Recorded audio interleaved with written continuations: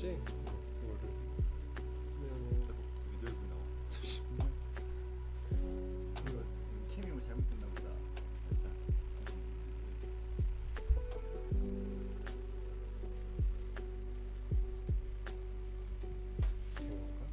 됐죠? 아.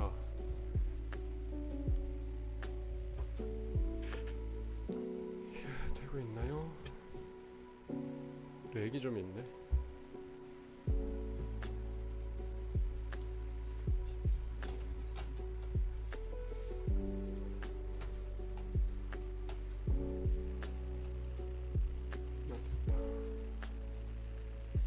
지금도 되는데.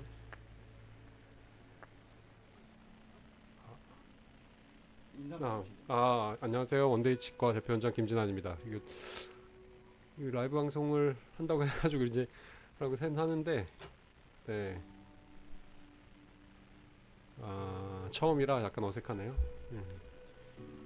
뭘 해야 되는지 뭐 제가 라이브 방송을 유튜브에서 본 적이 뭐 자주 보진 않아서 뭐 하는 분들 보긴 가끔 본 적은 있긴 한데, 그래서 오늘 치과 관련해서 뭐 질문 사항 있으시면은 뭐 질문 궁금한 사항들 있으시면 대답해 드리도록 하겠습니다. 공구리 TV 뭐 이렇게 올라오고 있는데, 안녕하세요. 임플란트 찾아 산말리. 네, 안녕하세요. 그리고 디지털 풀아치 시술도 하나요? 하죠. 예, 저희가 뭐 다 하고 있고 그렇습니다. 상악 2개 빠지고 앞니 임시 치아 며칠 전 이렇습니다. 오른쪽 아래 임플란트 접착 접착 빠지고 본 윗니 2개 흔들립니다. 바쁘고 일하느라 입안을 돌볼 나이는 60세 할맛입니다. 이렇게 쓰셨는데, 공구리TV님, 네, 총체적 불량 치아를 어찌 보수할지 걱정입니다. 더 상황이 안 좋은 분들도 다 치료를 하고 있어서요. 예, 뭐 가능하시죠. 뭐 앞니 2개, 상악 2개 이런 것들도. 그리고 뭐 개인적으로 저도 뭐 치과 의사긴 하지만, 제가 치과 의사가 된 게 저희 집안이 치아가 다 좋지는 않고, 저희 어머니가 어릴 때부터 제가 치과 의사들이 되기를 원하셔가지고, 저희 어머니도 저희 현재 70 못해 넘으셨죠. 제가 예, 전체 임플란트를 하고 계시죠. 18개 임플란트 하고 계신 상황이셨고, 텔리 쓰고 계셨으니까 다 가능하죠. 가능한 거고. 그렇죠. 예.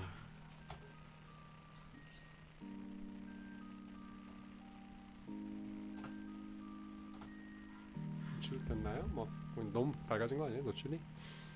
너무 어두워서. 약간 너무 어두워요? 지금 화면이 캠이 이렇게 그러니까 중간에 송출이 끊기나?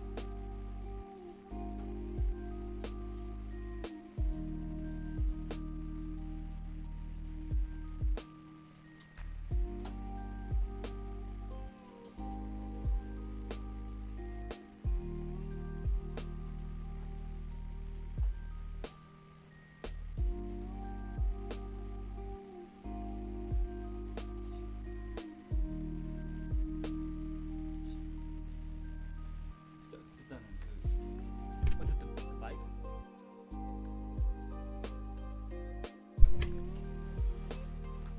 그런 상황이시고, 지금 화면이 약간 웹캠이 좀 느려가지고 설정을 다시 하고 있고요. 예, 혹시 뭐 질문사항 여기 접속자분들이 그렇게 많을 것 같지는 않은데, 그래도 뭐 있으시면은 성심껏 제가 아는 한에서, 제가 그래도 20 몇 년을 치과 의사를 했으니까, 개업만 2002년에 했으니까 벌써 몇 년이에요?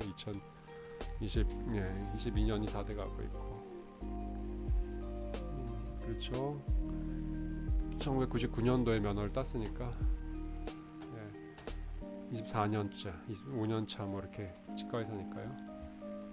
이렇게 하고 있고, 또 뭐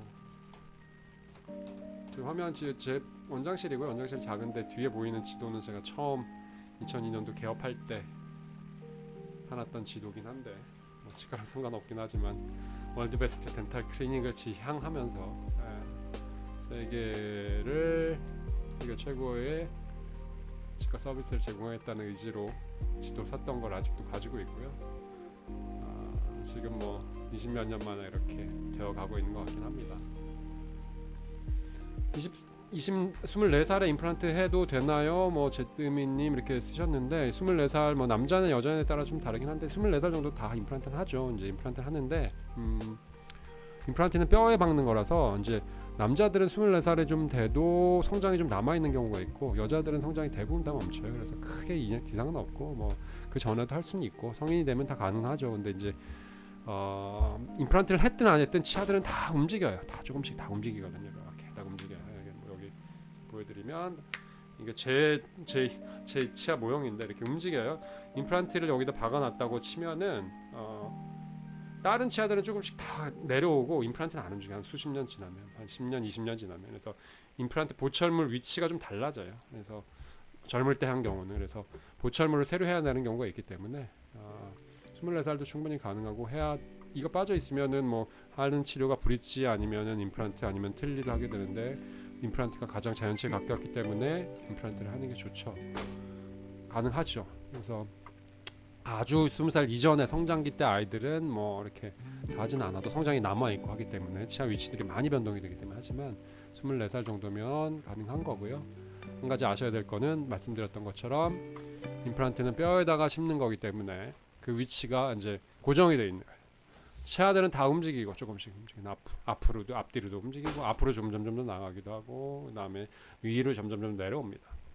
보통 일반적으로 치아 움직임들은 치아가 앞으로 점점 나가고요. 그다음에 아래로 점점 내려가는 위엔니 같은 경우에는 아랫니 같은 경우 위로 점점 올라오고 이런 경향이 있기 때문에 임플란트는 그대로 있고 나머지 치아들은 움직여지니까 높이들 보철물 해놓은 게 모양들이 좀 달라지겠죠. 그런 차이들이 있습니다.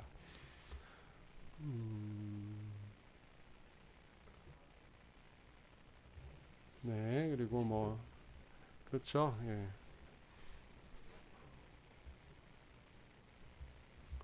뭐 소리가 작다고 하시는데, 네, 그러면 이 마이크를 네, 마이크가 소리가 잘 안 들리시면, 네. 여정 현옥님 한 달 전에 원장님께 하악 양쪽 어금니에 하나씩 원데이바이오텍 임플란트를 식립했는데 원데이바이오텍 임플란트는 다른 임플란트와 장점이 뭔지 그리고 수명은 얼마나 되는지 궁금합니다. 원데이바이오텍 임플란트는 제가 개발한 임플란트죠. 그러니까 제가 잘 알고 있는 거고 지금도 저도 여기 제가 아까 보여드렸잖아요. 저도 입안에 임플란트가 9개나 있어요. 저희 말씀드렸던 것처럼 임플란트 이거 안 좋아서 저희 어머님이 이거 안 좋아서 어렸을 때부터 임플란트 아니라 치과 의사가 되라고 주입식 교육을 시켜서 제가 치과 의사가 됐거든요. 그래서 제가 개발한 임플란트니까 어제도 제가 대구 갔다 왔고 뭔가 개선 사항들이 있거나 하게 되면 바로바로 개선을 하고 할 수 있는 가장 큰 장점이 있죠. 그리고 제가 시술 20몇 년 동안 했던 시술 노하우들을 거기다 담고 있는 거고요. 문제가 생겼을 때 피드백들을 바로바로 할 수 있죠. 저희 회사 자체는 7년, 8년 정도 됐어요. 그리고 제가 이제 2020년에 인수를 해서 모든 디자인들을 바꾸고 그 다음에 유럽 인허가 그 다음에 미국 FDA 인허가 이런 것들을 취득해서 3년째 제가 하고 있고요. 그래서 가장 큰 장점은 제가 너무 잘 알고 있으니까 제가 개선 사항들을 바로바로 집어넣어서 개선시킬 수 있다는 게 가장 큰 장점이고 제 몸 안에도 이제 3개가 일단 들어가 있습니다. 원데이바이오텍 임플란트가 이렇게 된 상황이고요. 저희 한 15개국 이상 수출을 하고 있고 그런 상황입니다.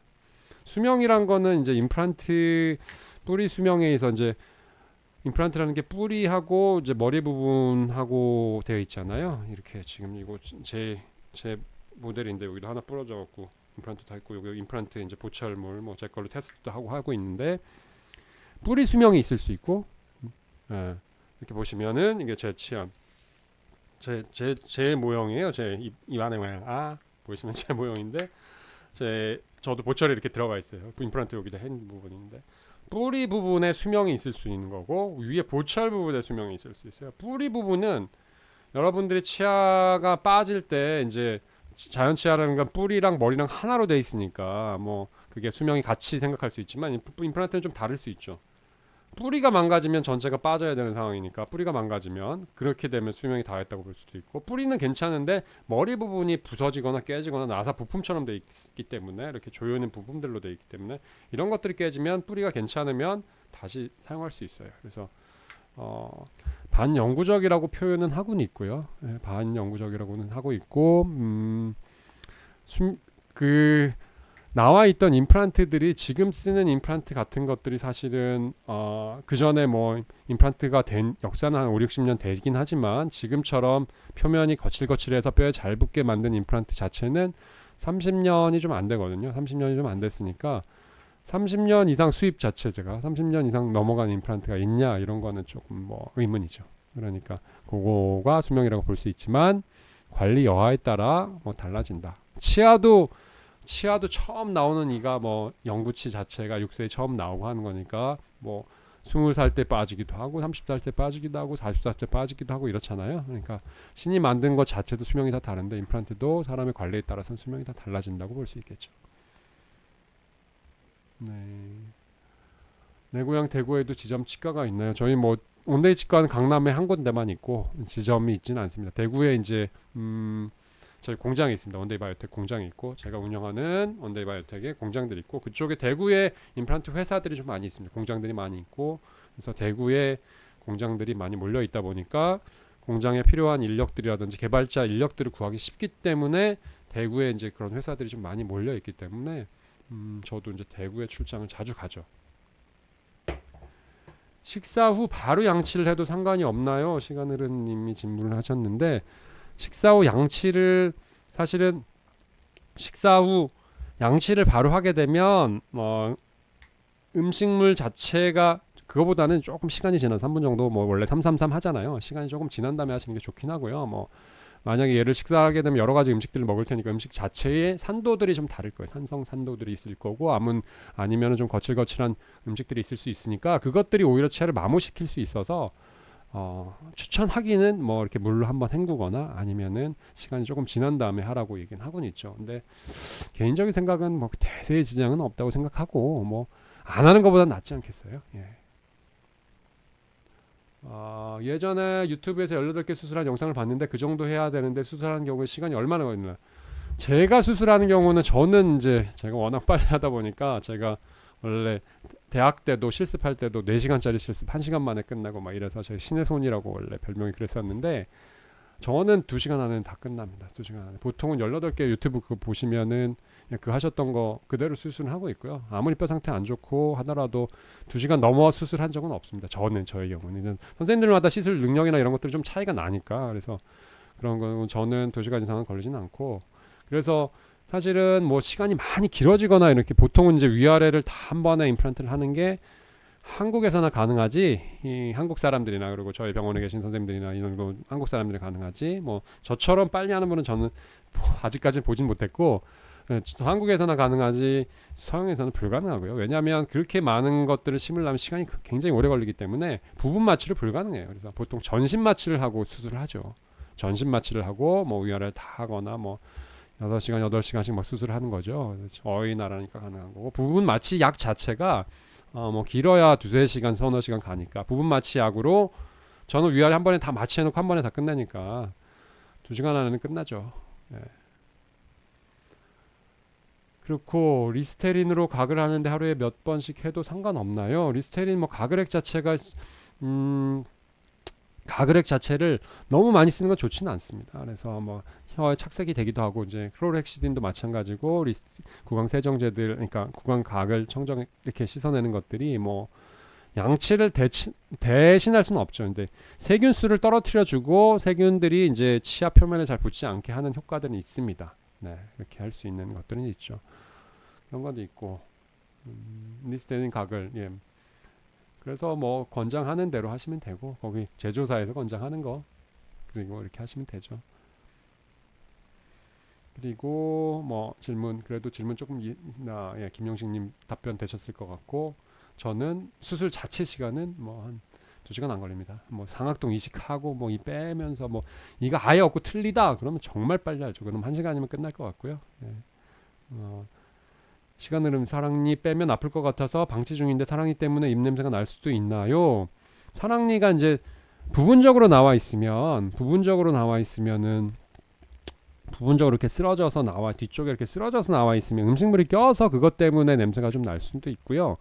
그 다음에 똑바로 나와 있는데 뒤쪽에 양치가 잘 안 돼서 냄새가 좀 날 수도 있고 그 다음에 사랑니가 일반적으로 이렇게 턱이 굉장히 크고 앞골이 굉장히 크면 사랑니까지 다 똑바로 나와 있으니까 위아래 맞물리는 관계들이 되게 좋기 때문에 이제 교합이라고 하는데 관계들이 좋기 때문에 힘들이 균일하게 들어가니까 그것도 이제 좋은 상황인데 사랑니가 이제 턱들이 현대인들은 턱들이 좀 작고 그렇게 되면 사랑니가 날 공간이 없으니까 삐뚤어 나거나 아니면 이렇게 누워 있거나 부분적으로 나거나 아예 묻혀 있는 경우는 크게 상관없어요. 아예 오히려 뼈 안에 묻혀 있는 경우는 큰 상관이 없을 수 있는데 조금 삐집고 나와 있다거나 아니면 이렇게 쓰러져서 나와 있는 경우들은 위아래 물리는 관계에 영향을 줍니다. 치아에 물리는 관계에 영향을 줘요. 여기 이렇게 막 사랑니가 이렇게 삐죽 나와 있다 그러면 얘가 윗니를 자꾸 때려요. 윗니를 안 좋은 힘으로 아니면 이렇게 좌우로 움직일 때 걸린 힘을 때려요.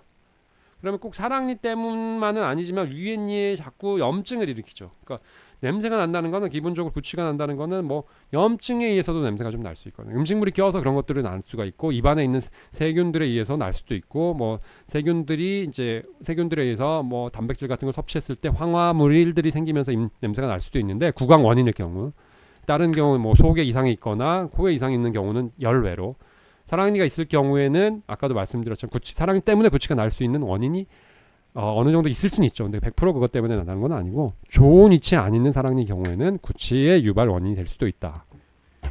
네. 제일 큰 난공사 같은데 여지껏 운수 좋게 아프거나 잘못되거나 없습니다. 이번 공사 제일 큰 난공사 같은데 임시차 잃어버려서 가끔씩 아까 위에 공구리님 하셨던 거 임플란트 이게 네. 그렇죠. 그래서 운수 좋게 아프거나 잘 고생을 안 했습니다.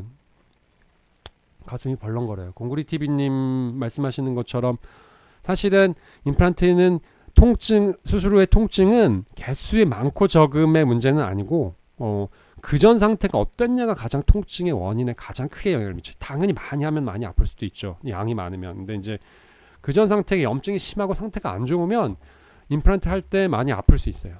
왜냐하면 마취 염증이 심한 상태에서 마취를 하면 마취가 잘 안 돼요. 그러니까 많이 아프죠. 수술할 때도 좀 많이 아프고 환자분도 불편하고 수술자도 힘들고 그래서 상태가 좀 좋은 상태에서 하면 개수가 뭐 여러 개 하더라도 좀 덜 아플 수도 있고 왜냐하면 상태가 안 좋을수록 수술할 때도 잇몸을 많이 제껴야 돼요. 시간도 많이 걸려요. 부작용이 제일 적으려면 수술 시간은 짧게 그다음에 뭐 이렇게 잇몸은 좀 적게 열고 뭐 이렇게 해야 되는데 환자 상태가 좀 안 좋으면 그렇게 하기 힘들거든요. 그럴수록 이제 상태가 안 좋을수록 잇몸을 크게 열어야 되고 그래야 수술도 빨리 끝나고 뭐 가능한 빨리 끝내야 되고 이렇게 하다 보니까 수술 전 상태가 어땠냐가 환자분의 수술을 하고 나서 이제 다음 날을 얘기하는 거죠. 뭐 다음 날 통증이나 이런 거에 영향을 미쳐요. 그래서 개수가 뭐 많다고 걱정하실 필요는 없을 것 같고 뭐 상태가 안 좋다면 가능한 빨리 가시는 게 빨리 덜 아프게 할 수 있는 거고 제드미님 사랑니 4개 한 번에 뽑았어요. 청천해주세요. 네 그렇죠. 잘 하셨습니다. 사랑니 뭐 다 무조건 뽑아야 되는 건 아니지만 위치가 안 좋으면 한 번에 뽑으신 게 좋고 그 하신 선생님이 수고하셨네요. 빼신 선생님이 이제 칭찬 받으셔야 될 것 같고 왼쪽 상악근이 아픈데 왼쪽 상악근이요? 상악근 조현님 상악동이 아픈 걸까요? 뭔지는 상악동이 아프다 아니 상악근 근육 상악에 붙어있는 근육이 아프다 그러면 통증 네 질문을 다시 해주시면 좋을 것 같은데 근육이라는 건 이쪽 부분들 상악에 잡고 있는 근육들 뭐 템포럴 머슬이라고 하는데 측두근 뭐 이런 게 아프다 그러면 따뜻한 찜질이나 마사지를 하시면 되고요. 예.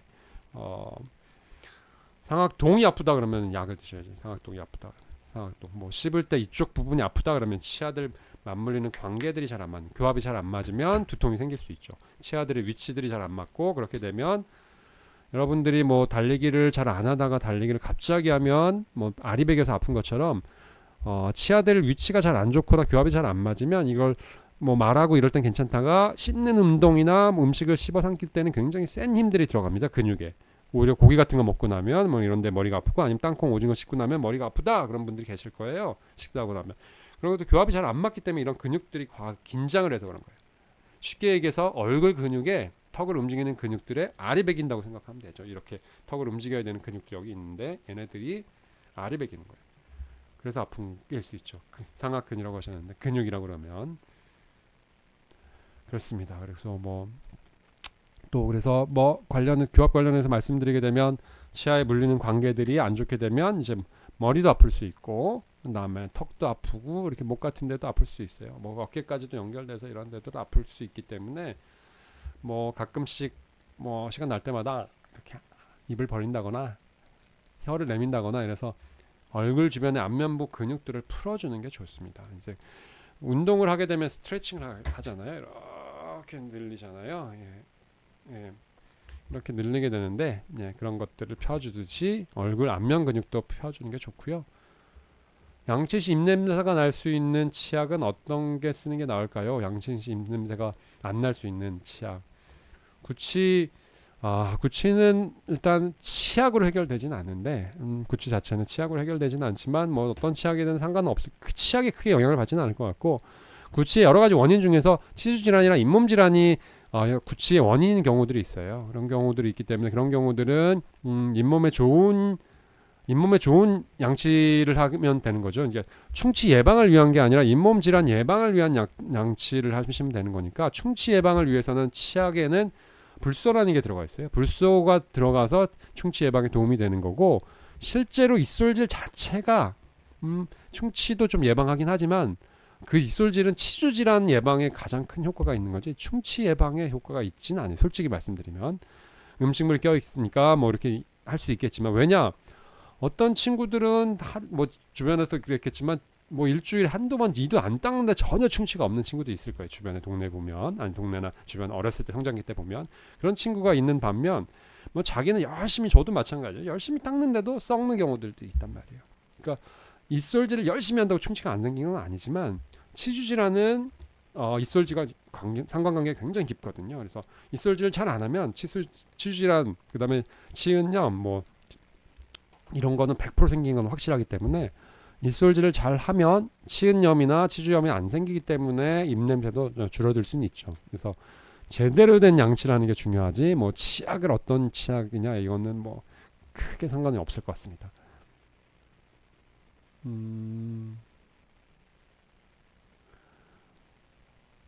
공구리 TV님, 네 언제든 오시면 뭐 상담하러 저희 오늘 또 태풍이라서 뭐 피해가 없으실지 모르겠지만 오늘도 이제 환자분들 태풍인데도 불구하고 와주시는 분들도 계시고요. 그래서 그런 분들도 계시고 하기 때문에 지방에서 말리도 오시고 하시니까 언제든 오시면 성심껏 봐드리도록 하겠습니다.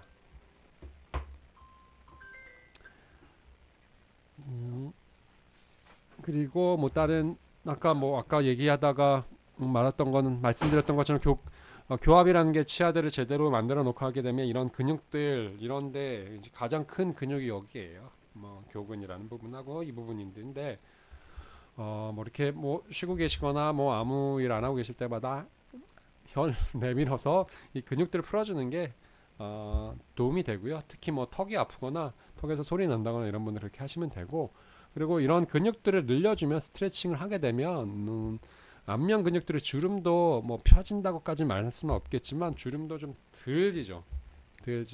저도 아침마다 일어나서 맨날 입 주변 근육 이제 아간면 근육 자체를 풀어주는 스트레칭을 하고 있습니다. 그래서 제가 51살 된 윤 대통령님 나를 줄여주셨으니까 그래서 만으로 이제 49살 됐죠. 생일이 안 지나서 그런데도 뭐 제가 피부가 한 번도 태어나서 여기 옛날에 점 하나 있는 거 제 아내하고 같이 한 번 간 게 처음이자 마지막이고 한 번도 뭐 관리를 받은 적 없는데 그래도 이렇게 좀 유지되는 거는 그런 것들을 하고 있어서 아침마다 일어나서 안면 운동 스트레칭을 좀 합니다. 그런 걸 하시면 좀 도움 될 것 같고 공구리 TV 이리 살다 띵기다가 다 돌아가시면 왔다인데 앞니 빠지니 현상도 별론데 이빨 비어 사투리 좀 쓰셔갖고 앞니 빠지셔갖고 도둑처럼 보이셔갖고 그렇죠. 앞니가 이제 사람에게 가장 중요하게 보이는 이유는 치과 대학에서 배우는 것 중에 저발심이라는 게 있거든요. 치아의 기능 중에 저작, 발음, 심미, 저작이라는 걸 씹어 먹는 거고 발음을 하는 것들 있죠. 발음, 말하고 얘기하는 것들이 있고 심미라는 게 이제 보이는 외적인 영향들이 있기 때문에 앞니 자체나 이렇게 가지런한 차 저도 이게 가짜 아이들이에요. 이쪽 놈들 이가 빠지고 안 좋은 것들이 있어가지고 그거 때운 것들이 있고 하니까 형태들 보이는 것들이 외모의 인상에 굉장히 큰 영향을 주니까 치아가 없는 채로 계시는 것들은 사람을 위축시킬 수 있기 때문에 심미라는 거는 이제 보이는 외적인 미모나 이런 걸 얘기하긴 하지만 심리적인 것들이 영향을 주긴 합니다. 그래서 정신 상태에도 정신 건강에도 영향을 주고 하기 때문에 앞니들을 이런 것들 빠지는 것들은 빠르게 수복해 주시는 게 좋죠. 그래서 말씀드린 대로 저발심 심에서 심미적 기능 자체가 떨어지신 거니까 발음 자체나 이런 것도 마찬가지로 발음에도 영향을 주고 앞니는 뭐 저작에는 크게 영향을 안 줄 수도 있어요. 그렇지만 끊어 먹는 게 좀 안 될 수도 있고 하는 거니까 앞니 빠졌을 때는 빠르게 하시는 게 좋을 것 같습니다. 시간 흐름님 전문을 많이 주시는데 각을 하면 입안에 구석구석에 흰색 이물질이 생기는 이유가 있나요? 각을 하면 흰색 이물질이 생기나요? 그게 아마 저도 아는 건 가글을 잘 하진 않아서 그리고 스테인이나 이런 걸 잘 안 써서 잘 모르긴 하겠는데 제가 생각하기에는 상피 세포가 아마 벗겨지는 것 같아요. 상피 세포들이 이제 가글액 같은 경우들은 이제 여기 이게 뭐 있는 거를 제가 여기 헥사메딘이라는 용액 보통 이제 약국에서 받는 것들이나 아니면 사실 수 있는 게 헥사메딘, 클로르헥신진이라는 약이에요. 그래서 세균들이 치면에 부착하는 부착력을 떨어뜨리기도 하고 세균 수 자체를 줄여줄 수 있거든요. 그런 것들을 떨어뜨려서. 근데 이제 입안의 상피들은 굉장히 빠른 시간 내에 이 구강에 있는 점막들이나 이런 것들은 상피 세포잖아요. 우리가 목욕탕에 가서 이렇게 밀면 나오는 게 때잖아요. 그게 상피 세포인데 이제 검게 보이는 거는 원래 하얀색인데 검게 보이는 거는 먼지랑 이런 것들 합쳐서 검게 보이는 것처럼 입안에 있는 구강 상피나 이런 것들이 이제 벗겨지면서 그럴 것 같은데요. 제가 가글을 뭐 이렇게 많이 하진 않아가지고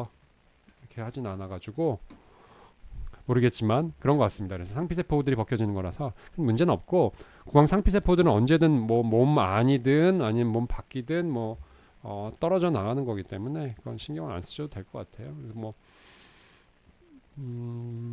뱉으시면 되고 그래서 시간이 거의 저희 30분 하기로 해서 뭐 질문들 해주셔서 했는데 많은 분이 접속하진 않았지만 그래도 뭐 궁금한 사항들이 있으시면 다음번에도 제가 올려주시면 언제든 제가 아는 선에서 뭐 치과 쪽 임플란트 뭐 이런 것 관련해서 교합 관련해서는 제가 국내에서 누구보다도 잘 안다고 자신 있다고 생각하는데 그 외에 뭐 과그렉 뭐 이런 거 양치약 뭐 이런 것도 제가 이렇게 개발하고 연구하고 이러지 않다 보니까 모르는 부분도 있으니까 제가 아는 선에서는 최대한 설명드리도록 하고요. 제가 모르는 거는 뭐 모르는 영역이 많죠. 치과에서 20몇 년을 했지만 지금도 뭐 박사학위도 받고 뭐 공부도 하고 뭐 교합 책도 내고 뭐 이렇게 하긴 했지만 미국에서 책도 쓰고 뭐 이렇게 했긴 했지만 하면 할수록 모르는 부분이 많은 것 같아요. 뭐 이렇게 오늘 태풍도 오고 뭐 여러 가지 상황들을 했지만 그런 상황들과 재난이나 이런 것들도 인간이 할 수 없는 영역들이 많잖아요. 그래서 저도 이렇게 임플란트 수술도 하고 뭐 개발도 하고 치과 쪽으로 계속 연구하고 공부를 하고 있지만 하면 할수록 인간의 한계를 느끼는 부분이 좀 있죠. 제가 아는 부분이 있는가 하면 모르는 부분들이 많기 때문에 네, 그래서 제가 아는 선에서는 최선을 다해서 그리고 공굴 TV님 네 인사드려서 예 감사합니다. 뭐 질문 주셔서 감사하고 예. 네 시간 흐름님 계속 질문 주시 콜라 마시면 치아가 안 좋아진다고 해서 제로 콜라 치아에 문제가 안 생길까요? 이제 일단 탄산 자체가 영향을 좀 주긴 하고 그전 탄산이랑 이제 거기 있는 화합물 자체가 영향을 주는 거니까 심적 위안이죠. 뭐 심적 위안이라고 생각하시면 되고 그래도 뭐 그 큰 차이는 있겠습니까? 탄산 자체가 이렇게 좋지는 않습니다. 치아 자체는 좋지는 않고 예. 저도 이제 탄산수를 좋아하긴 하지만 콜라 자체는 뭐 거기다가 다른 것들 이제 당분도 워낙 많이 들어 있으니까 더 안 좋고 하고 네. 네. 김용식님도 감사드리고 네 이것으로 오늘 라이브 방송을 마치도록 하겠습니다. 다음에 또 뵙도록 하겠습니다. 감사합니다.